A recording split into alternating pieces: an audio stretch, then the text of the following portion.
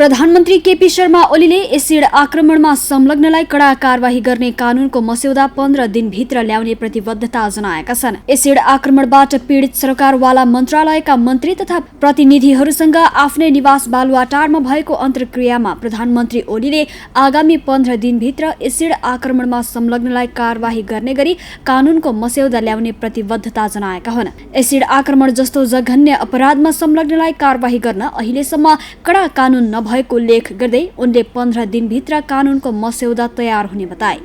Corona महामारीका कारण संसदबाट कानून ल्याउन समय लाग्ने भएकाले अध्यादेश मार्फत कानूनको मस्यौदा तयार गर्ने उनको भनाइ छ। जसबाट अपूरणीय क्षति हुन्छ, जुन क्षतिको परिपूर्ति गर्न सकिँदैन, भरण-पोषण बेग्लै त्यो क्षति पुरा नै हुन सक्दैन। न त्यो अनुहार फिर्ता आउन सक्छ, न त्यो शरीर फिर्ता आउन सक्छ, न ती कुराहरूको फिर्ता हुँदैन र त्यसको असरहरू पनि फिर्ता हुँदैन। त्यसकारण यो सबै कुराहरूलाई ध्यानमा राखेर कडा सजाय गर्ने, त्यसका निम्ति अन्ततोगत्वा संसदले कानुन पारित गर्नुपर्दछ। तर हामी अहिले संसद नबसिरहेको र तुरुन्तै संसद बोलाउन कोभिड-19 को कारणले असम्भव भएको हुनाले सम्भवतः अध्यादेशको बाटोबाट जानुपर्छ होला, राष्ट्रपतिज्यूको बाटोबाट। र त्यसका निम्ति तुरुन्तै कानुन निर्माण गर्नका निम्ति 15 दिनभित्र मस्यौदा तयार गर्ने भनेर हामीले 15 दिनभित्र त्यसको मस्यौदा तयार गर्ने भनेर भनेका छौँ। त्यस मस्यौदामाथि छलफल गरेर त्यसलाई कानुनको रूपमा अध्यादेश मार्फत जारी गर्न सकिन्छ र त्यसको तयारीमा सरकार लागिसकेको छ। यसको उत्पादन वा आयातदेखि लिएर यसको सही ठाउँमा मात्रै प्रयोग हुन सक्ने, गलत ठाउँमा बिल्कुलै प्रयोग हुन नसक्ने गरी एसिड नियन्त्रण पहिलो कुरा एसिड अपराधीका हातमा एसिड पर्नै पाएन भने उसले प्रयोग गर्न सक्छ। त्यसकारण एसिड नियन्त्रण, अपराधीका हातमा एसिड नपुगोस् भन्ने कुरा चाहिँ पहिलो महत्त्व।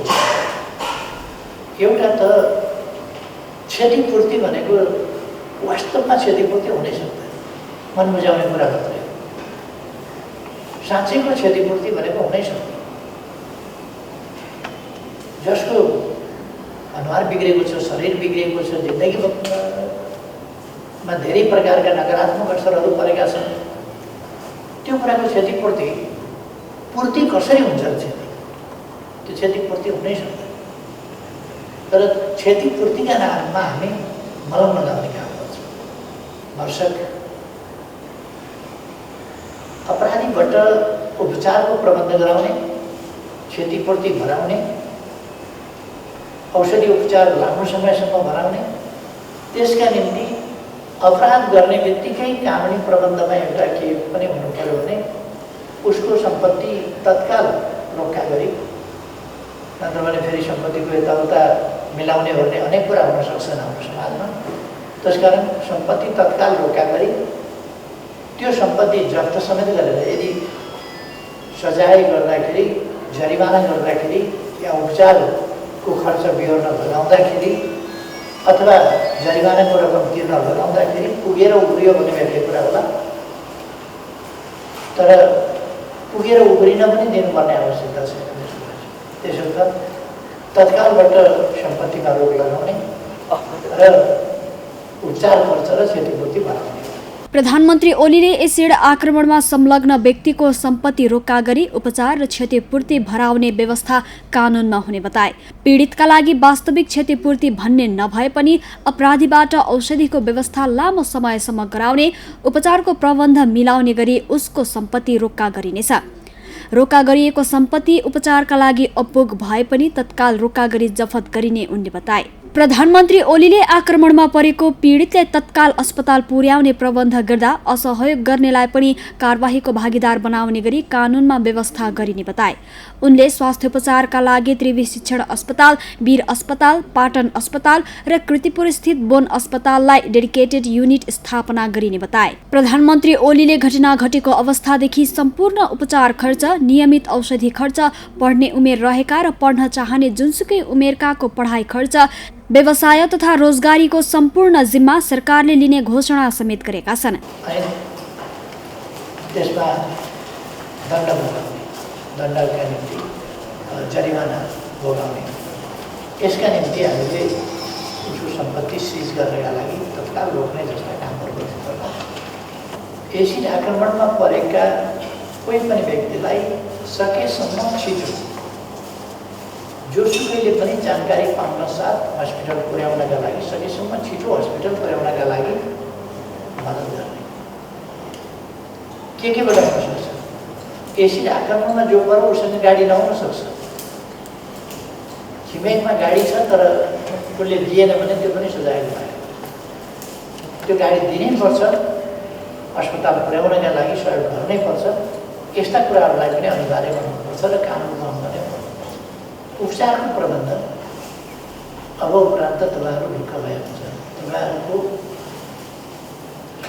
उपचारको अब आगामी दिनमा पनि सरकारले फ्रम द भेरी बिगिनिङ घटना घट्ने बित्तिकैदेखि जहाँ नजिकको हस्पिटलमा पुर्याइन्छ त्यहाँको खर्च होस् अथवा त्यसलाई डेडिकेटेड हस्पिटलमा सिफ्ट गरेर त्यहाँ उपचार गर्दाको खर्च होस्, त्यो सबै सरकारले बिहोस्। अब तपाईँहरूले क्रिम कसरी किन्ने भन्ने कुरा अथवा हस्पिटलको चार्ज कसरी किन्ने भन्ने कुरा अथवा औषधिहरू कसरी किन्ने भन्ने कुरा त्यो अप्ठ्यारो मान्नु पर्दैन। तपाईँहरूले औषधि किन्ने बिल बुझाइदिने अथवा तपाईँहरूले आइडी कार्ड बनाउने, आइडी कार्ड देखाएर औषधि दिने, त्यो आइडी कार्डबाट जुन औषधि लिनुभएको छ त्यो औषधिको बिल चाहिँ सम्बन्धित ठाउँमा औषधि विक्रेताले पठाउँछ, आफ्नो भुक्तानी लिन्छ। यस प्रकारको कुनै प्रबन्ध गरिन्छ जसबाट तपाईँहरूलाई उपचारका लागि सजिलो हुन्छ। नजिकको औषधालयबाट, नजिकको औषधि बिक्री केन्द्रबाट, फार्मेसीबाट तपाईँहरूले औषधि लिन सक्नुहुन्छ। त्यो खालको प्रबन्ध मिलाइन्छ। अर्को कुरा, पढ्ने उमेरका या अरू उमेरका पनि पढ्न इच्छा गर्ने, किनभने डाक्टर स्वामी प्रपन्नाचार्यले पिएचडी गर्नुभएको थियो, त्यस कारण उहाँलाई डाक्टर भन्छौँ हामी, डाक्टर स्वामी प्रपन्नाचार्य। उहाँले 36 वर्षको उमेरमा अक्षर चिन्नुभएको अथवा क ख पढ्न थाल्नुभएको, 36 वर्षको उमेर। र उहाँ पिएचडी गर्नुभएपछि र डाक्टर स्वामी प्रपन्नाचार्य हुनुभयो र नेपालका ठुला विद्वानहरूमध्ये उहाँ एकजना ठुलो विद्वान हुनुहुन्थ्यो। अरू अमेरिकाले पनि पढ्न सकिन्छ, प्रगति गर्न सकिन्छ र जुनसुकै अमेरिकाले पनि पढ्न सकिन्छ। म अलिकति उमेर गएकाले, अलिकति बिचा पढाइ छोडेकाले पनि फेरि पढाइ चालु गर्दाखेरि हुन्छ। उनले पढ्ने उमेर पुगेका वा पढ्न इच्छा गर्ने पीडितहरूको पढाइको व्यवस्था पनि सरकारले बेहोर्ने बताए। प्रधानमन्त्री ओलीले पढ्न उमेर भएका वा इच्छा नभएकाहरूका लागि रोजगारी, व्यवसाय र जीविकाको प्रबन्ध पनि सरकारले गर्ने बताए। रोजगारी गर्नका लागि दक्षता नभएकाहरूलाई तालिम दिएर दक्ष बनाइने उल्लेख गर्दै उनले आफ्नो व्यवसाय सञ्चालन गर्न चाहनेहरूका लागि सरकारले व्यावसायिक तालिम र सहुलियत ऋणको प्रबन्ध मिलाउने पनि बताए। प्रधानमन्त्री ओलीले अन्तर्क्रिया कार्यक्रममा घोषणा गरेका बाहेकका केही कार्यक्रम आगामी सोमबारसम्म मन्त्री परिषदबाट घोषणा हुने समेत बताएका छन्। र विद्यार्थीहरू जो छन्,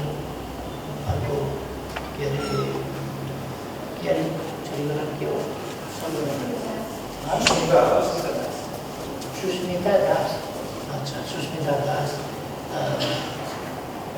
मुस्कान खातुन, अर्को छ पढ्ने पवित्र कार्य पनि, अर्को सानो विद्यार्थी पढिराखेँ। अच्छा, यो पढाइका लागि चिन्ता गर्नु पर्दैन। जहाँ जहाँ जुन विषयमा पढ्न चाहने हो, अब आफूले राम्रो पढ्नुपर्छ र जुन विषय पढ्न चाहेको त्यस विषयमा पढ्न योग्यता त आफूले हासिल गर्नु पर्यो। मेडिसिन पढ्न पनि पाइन्छ, नर्सिङ पढ्न पनि पाइन्छ, इन्जिनियरिङ पढ्न पनि पाइन्छ, म्यानेजमेन्ट पढ्न पनि पाइन्छ, अरू विषय पनि पढ्न पाइन्छ। तर त्यो पढ्ने चाहिँ अब कुनै नम्बर प्राप्त गर्ने कुरामा चाहिँ विद्यालयले सहुलियत दिँदैन। त्यस कारण त्यो चाहिँ आफूले प्राप्त गर्नुपर्छ, त्यसमा आफूले मेहनत गर्नुपर्छ। मेहनत गर्नका लागि जोड बल मद्दत साथ सहयोग सरकारले दिन्छ। र त्यो अब कसरी पढौँला भन्ने आजका मितिदेखि मनमा कतै चिन्ता छ भने त्यो चिन्ता हटाइदिने, त्यो पढ्ने प्रबन्ध सरकारले गर्छ। एकदम छानेकै विद्यालय पाइन्छ भन्न सकिँदैन। छानेको विद्यालय नभएर अर्को विद्यालय पनि हुनसक्छ, तर राम्रो विद्यालयमा पढाइन्छ। त्यस कारण त्यो विकल्प अध्ययनलाई अगाडि बढाउने र प्रगति गर्ने। जसको पढ्ने उमेर छैन, पढ्ने स्थिति छैन, या अगाडि पढाइ बढाउने मन छैन, अब त्यस्तो छ भनेदेखि व्यवसायको प्रबन्ध उनीहरूलाई कुन व्यवसाय दिन सकिन्छ, जीविकाका लागि कस्तो व्यवसाय, कस्तो रोजगारी दिन सकिन्छ, त्यसको संयोजन चाहिँ उद्योग मन्त्रालयले गर्दा उपयुक्त हुन्छ। उद्योग मन्त्रालयले त्यसलाई हेर्छ। त्यसरी जब दिँदाखेरि दक्षता नहुन सक्छ, व्यावसायिक दक्षता नहुन सक्छ। त्यो तालिम दिएर हामी दक्ष बनाउन सक्छौँ, स्किल डेभलप गर्न सक्छौँ, व्यावसायिक तालिम दिन सक्छौँ। त्यसका निम्ति सिटिबिटी जस्ता संस्थाहरूका पढाइहरूमा व्यावसायिक पढाइमा लान सक्छौँ, प्राविधिक पढाइमा लान सक्छौँ, अथवा आवधिक तालिम, छोटा तालिमहरू दिएर पनि जीविका चलाउनका लागि सजिलो पार्ने ती कामहरू गर्न सक्छौँ। केही तालिम लिएर केही गरेर अरू व्यवसायहरू पनि सञ्चालन गर्न सकिन्छ। व्यावसायिक तालिम, व्यावसायिक ऋण सरकारले ऋण दिन्छ र यस्तो केसकोहरूलाई ऋण दिँदाखेरि एउटा क्राइटेरिया बनाएर यस्तो केसको सम्बन्धमा अलिकति अझ बढी सहुलियत ऋण दिएर व्यवसाय सञ्चालन गर्न सकिन्छ। यो कुरा उद्योग मन्त्रालयले व्यवसाय सम्बन्धी कुराहरू, तालिम सम्बन्धी कुराहरू गर्ने, उपचार सरकारले गराउनु, क्षतिपूर्ति हामी भरसक अपराधीबाट दिलाउन पर्छ, उपचारको खर्च पनि उसबाट बोकाउनु पर्छ। यसको अर्थ उसैमा पर्खिएर बस्छौँ भन्ने होइन। सरकारले गर्दै जान्छ तर उसबाट असुरोपर गर्ने नीति दिन्छ, उसबाट असुरोपर गर्नै पर्छ। उपचार, क्षतिपूर्ति र जरिवाना, तिनवटा उसको आर्थिक पक्षको उसलाई पर्ने सजायको एउटा भाग र अर्को चाहिँ जेल सजाय। एउटा आर्थिक पक्षको सजाय उसलाई यो उपचार गराउने कुरामा, क्षतिपूर्ति गराउने कुरामा र अरू भरण पोषणका कुराहरूमा, र उसबाट भराइएको जुन जरिवाना हुन्छ त्यस जरिवानाबाट भरण पोषणको कामहरू गर्ने परिपाटी। त्यो खालि राजस्वमा सङ्कलन गर्ने मात्रै होइन कि त्यो राजस्वमा सङ्कलन भएर त्यस जुन ठाउँबाट आएको छ, जुन उद्देश्यले आएको छ त्यसलाई त्यसै उद्देश्यमा प्रयोग गर्न सकिन्छ।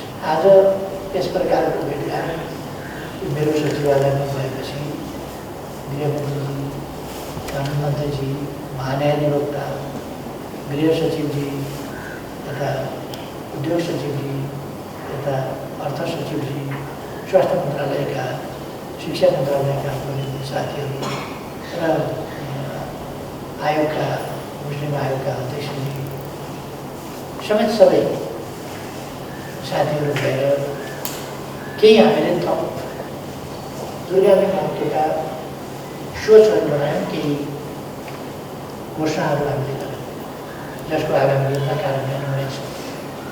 यी घोषणाहरू गरेको हुनाले मलाई लाग्छ आज भदौ 25 गतेको दिनलाई